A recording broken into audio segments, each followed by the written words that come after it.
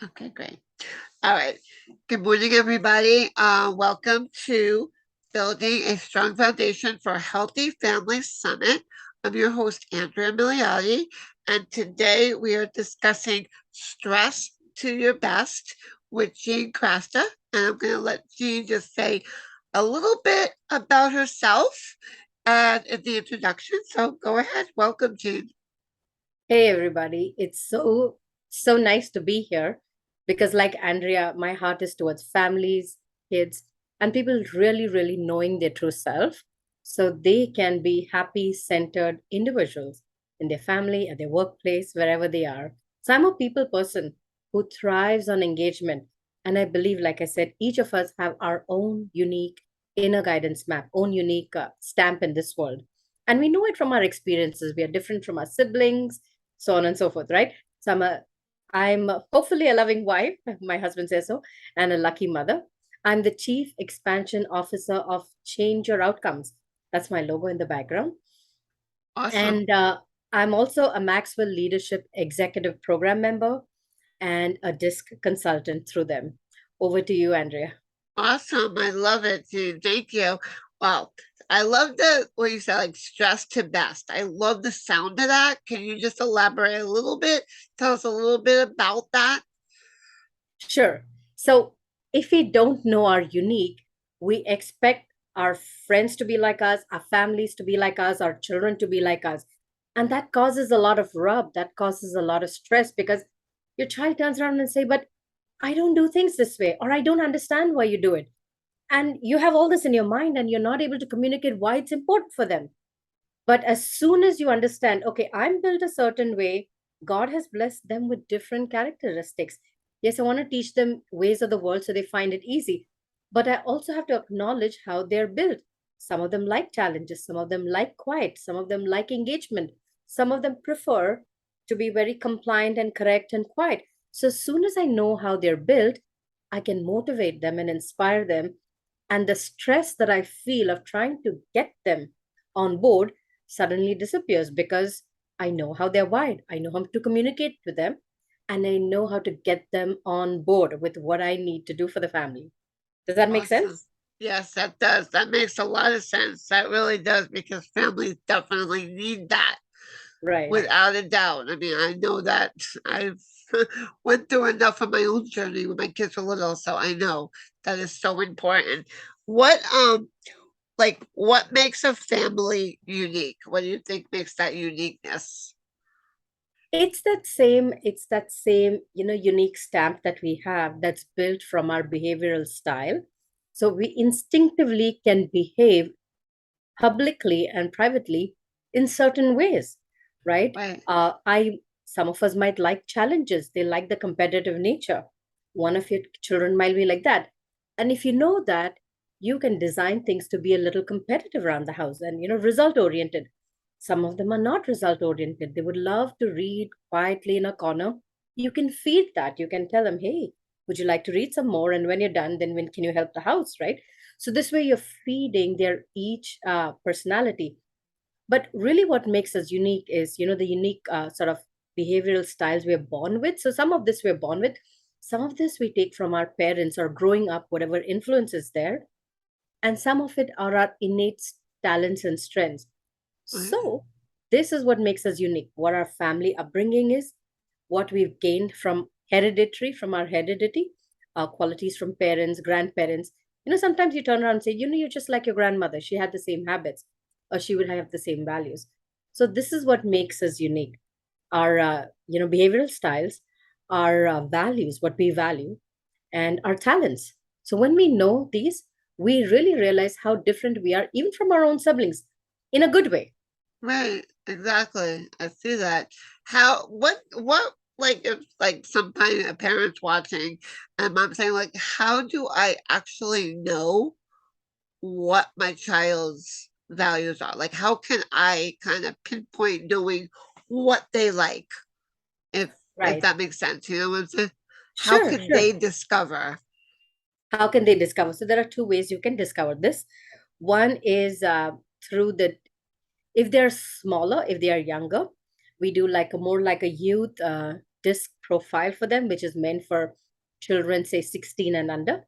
Right, And that has more simplistic questions, but you'll know what are their motivation styles and what motivates them, what inspires them, and how you can get them on board, right? What is their instinctive personality? right, When they're older, through the program with me, we also do something called as a college and career impact report. And in that, it highlights their values, right? It highlights what they value. Some of them value loyalty. Some of them value, individualization. So once you know what they value, and through that, I also do a values exercise. So they know what the top five values are. And I can right, tell you, my top five values are different from I've got three kids and my husband, and I can see everybody has different top five values. right, But that's because it stems from what their strengths and what their behavioral styles are. I can't say they're right or wrong. That's how they instinctively view the world, right? right. So that's the way they would be able to do values when they do their some assessment, like the disc profile. That's when I cover values with them. But I think if they search the internet, they would also get some values based exercise, because that is the lens through which you view the world. Does that make sense? Yeah, that does. That makes a lot of sense. That's really, really helpful. That's really great. I love the work that you do because it's so important. And, families, they just don't know. They want to help their kids. They want to, be strong. So they're all working together. Right, And I right. think that that's where yeah, I love that. I love that. What do you think, like, where could people like find you? Like if they want to find you, they want to connect with you, what is the best places? So people can just find me by my name, jeancrasta.com. And they will have like a place to reach me either via messages, phone, or they can just sort of subscribe for a call there. The call is free. But if they want to know really what makes their family tick, how can they make it easier, that's one of the best ways to do it. I mean, I'm reachable. They can find me there. Awesome. What would you tell like families right now? They're just feeling like they're overwhelmed, they're frustrated, they just don't know what to do, how to help their kids, and how to just be, just so they have like an overall happy and joyful and just, a good solid family. Like, what would you tell them right now to help them? One thing I would tell them is to have patience, right? And I'll explain why. It's not just a nice sounding word. I don't think any child or anybody gets up in the morning saying, I'm going to make your day miserable. So nobody gets up with that intent. They just don't know how to filter information. They don't know how to filter information that they saw through on their peers yesterday, through social media, what's happening at school, what's happening at home. They're trying to filter all this and find out who they are, why they are. And sometimes when they feel in a way suffocated, like, feel sort of repressed, they will rebel in terms of anger, in terms of, but that's only them trying to find space for themselves when they rebel in anger, when they rebel and give pushback, right? Because they Right, suddenly feel closeted, they feel like, oh, claustrophobic, like everybody's trying to press down on me. And everybody's not. A parent is just trying to have some order in the house. Parent is right in their own place. They're trying to right, have some order in the house. They're trying to do what they feel is right for the child. And the child feels, I know myself, give me some space to practice, give me some space to know, right? So as long as the parent understands this balance, and a child may or may not explore in the same way they did, right? And as long as at some point in time they discuss what's valuable to you, what's valuable to me, as long as these guidelines are maintained, go ahead, do what you need to do. As long as you know this is what I view as good, as nice, as our values in the house, and you tell me what your values are, so we'll come to terms, and then go ahead and explore. So sort of giving that space and having frequent conversations, not judgmental conversations, but hey, I know what you're doing, I think it's good. Do you need some help from me? I know this sounds preachy, but this comes from a place of knowing that your child doesn't get up to make your day miserable. Your child just likes some space, and you can give the space if you as a parent have that space, that calm, confidence and control, that you're doing right and your children will turn out right. When you have that confidence, and that comes from you actually doing some work with yourself, knowing that you're blessed, knowing that you're doing right, and knowing that you can get right inspiration. That is a method to make sure you're aligned and getting inspiration regularly. I mean, it's there all. You can and I'll give Andrea a link which talks about have 5 tips to having an aligned day, free tips. But that talks about meditation a bit, visioning, just being outdoors a bit. So all Mhm. those things help you to step away from the momentum sometimes that's in the house, right? And that could be, you can feel a little tension, a little agitation. So just step away, because as a parent, and I think we all know that after some time we begin to recognize good momentum, bad momentum, right? You're like, uh-oh, I'm in a bad mood, and anybody comes in my way is going to get it, and it's not going to go well, right? So sometimes it's Exactly. also yeah, it's also recognizing that momentum and stepping a bit away, because if you don't have anything good to give, just step away, because and they learn from you. If you're constantly good and positive and uplifting, they learn from you back. Within a year, they're not the same people, because like that's not modeled in a house, right? Like So it's maybe true, like they say, like, well, your a child's best teacher are their parents. absolutely, absolutely. And believe it or not, sometimes the best work we do is on ourselves, because if we are calm, confident, cool, controlled, trust me, it's not idealistic, it's not a different place, it's something you Right, can achieve as long as you know yourself. The right, children emulate from you, because they're like, I want what you have. I want exactly. to be like that. I want to grow up like that, right? So Yeah. it is a little, so those little things, recognizing what sort of momentum is in the house, being able to step away or change that if you can, and also recognizing that they're beautiful, God-designed individuals. When I was, Andrea, just to mention, when I was in a I think grade 7 in school, I remember we had this youth program, and the youth mentor at that time said, God does not make junk. I'm unique. Repeat after me. So, my audience, if you're I listening, like please that. repeat after yourself. Please repeat this. God does not make junk. I am unique. I love that. God does not make junk. I am unique. Yes, I yes, love that. That's something I need to write down. I like that. absolutely. And And when you it's, realize that I love that. I am unique, and sometimes your uniqueness is finding like a diamond with mud on it at the seashore, right? Nobody Yeah. knows it's a diamond. And sometimes you don't know you're a diamond. But Yeah. you will know you're a diamond when you start valuing yourself. You polish off the things that don't work and you shine the things that work. So if you're a good organizer, work with organizing with the children in the house. Make it your pizzazz, your go-to zone.